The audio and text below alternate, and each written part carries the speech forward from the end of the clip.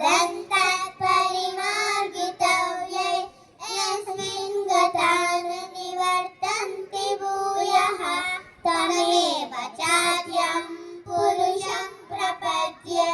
यतः प्रवृत्तिः प्रसृता पुराणी निर्माणमोहा जितसङ्गदोषा आध्यात्मनित्या निगतकामाः द्वन्द्वैर्विमुक्ताः सुखदुःखसंज्ञे गच्छन्त्यमूढाः पदमव्ययं तत् न तद्भासयते सूर्यो न शशाङ्को न पावकः यद्गत्वा न निवर्तन्ते तद्धाम परमं मम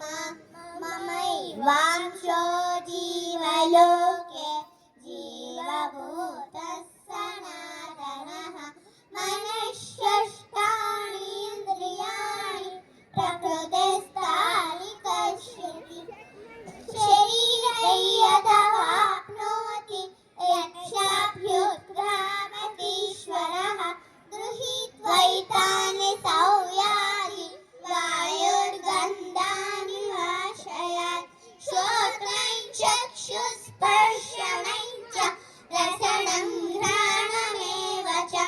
अधिष्ठाय मनश्चायौ विषयानुपसेवते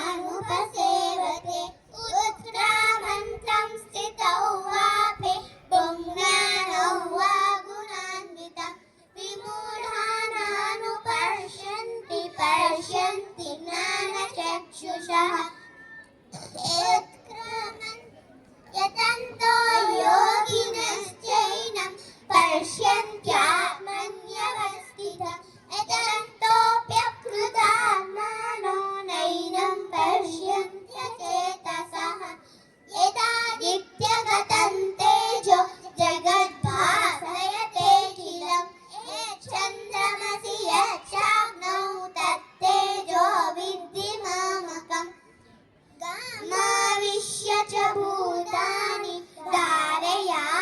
धारयाम्यहमोजसा पुष्णामि चौषधी सर्वः सोमो भूत्वा रसात्मकः अहं वैश्वानरो भूत्वा प्राणिनां देहमाश्रितः